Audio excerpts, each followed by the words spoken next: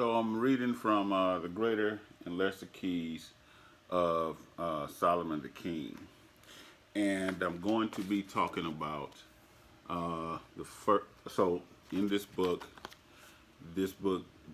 breaks down the um, 72 spirits, demons that Solomon the King used during his reign to accomplish all of the things that he accomplished.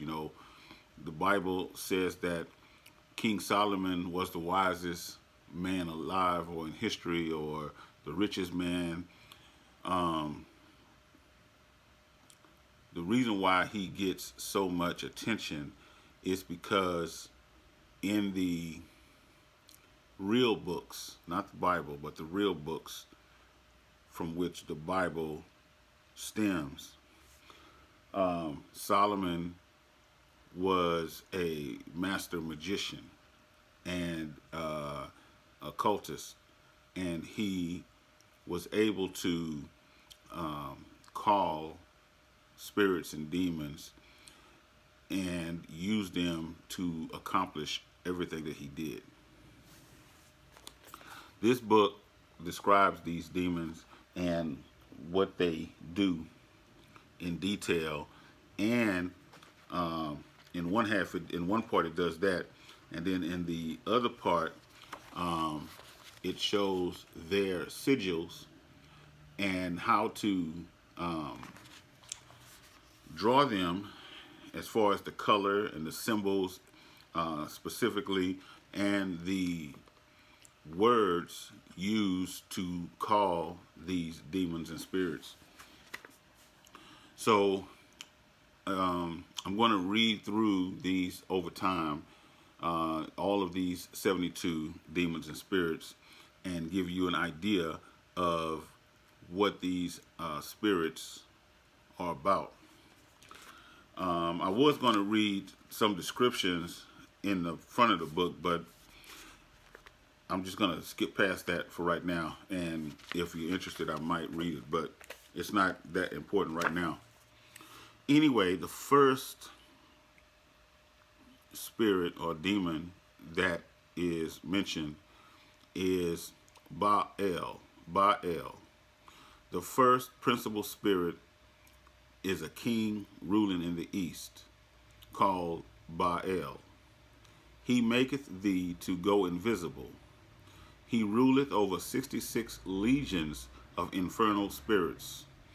He appeareth in divers shapes, sometimes like a cat, sometimes like a toad, and sometimes like a man, and sometimes all these forms at once. He speaketh hoarsely. This is his character, which is used to be worn as a lament before him who calleth him forth, or else he will not do thee homage. So this is the sigil for Baal.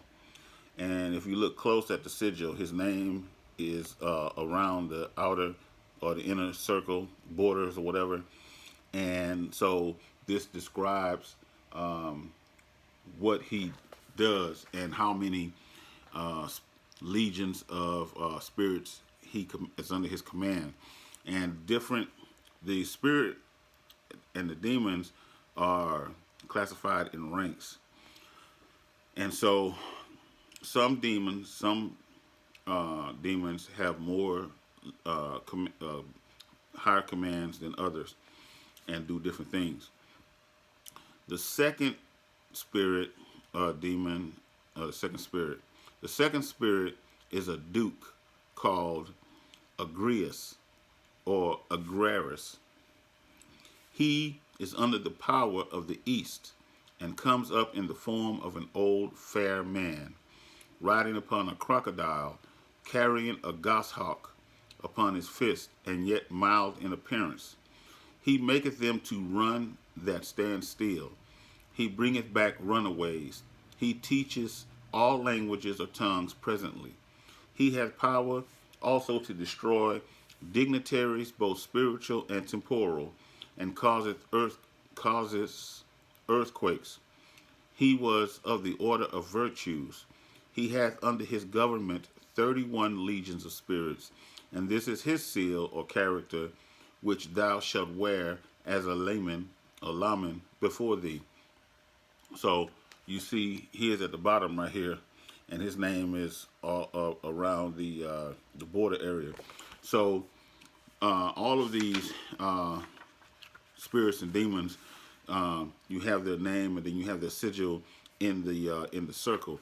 And the reason why the circles are important is because they are the keys of the locks, or the keys and the locks and the protection. How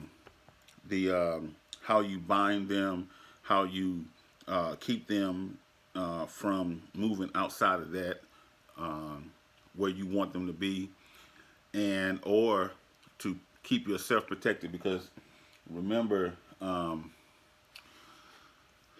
demon or even a spirit is like a person, where if you saw a bunch of money or an opportunity to get away with something, you would probably want to get away with it.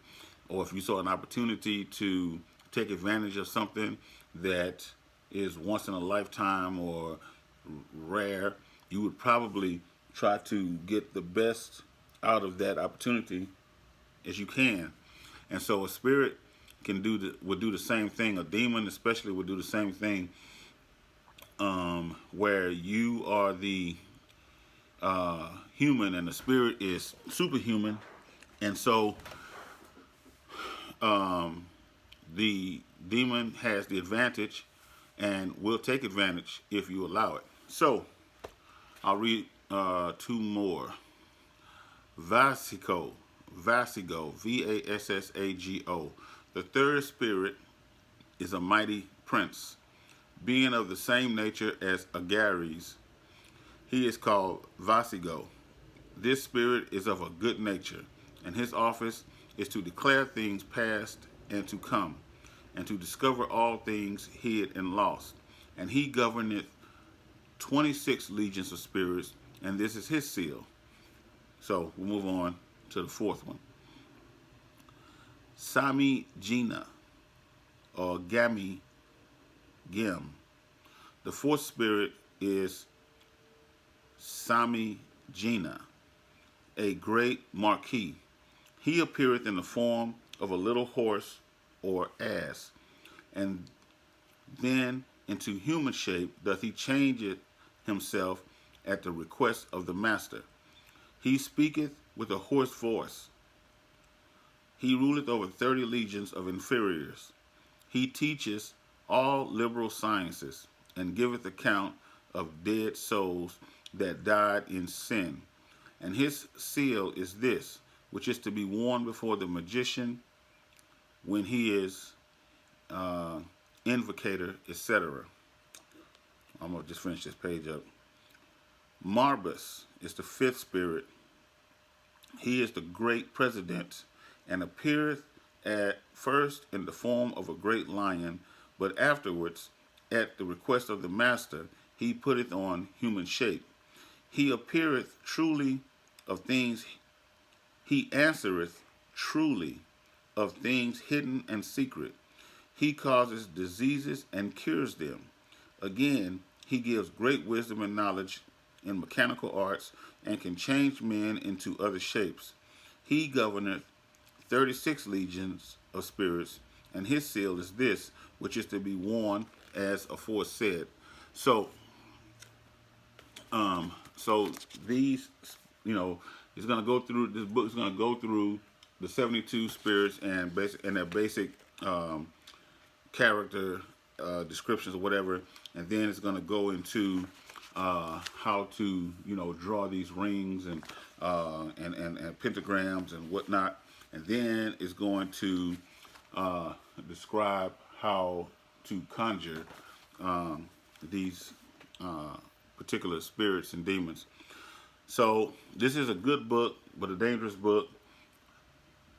But it is something that I recommend, that if you're serious about getting into occult knowledge, this is one of the good books that you can get. And I would suggest if you do get it, don't fuck around um, unless you feel like you really know what you're doing, because once you conjure something and you realize that it actually is real and it works, you set yourself up, for whatever happens if you don't know what you're doing. Peace and blessings.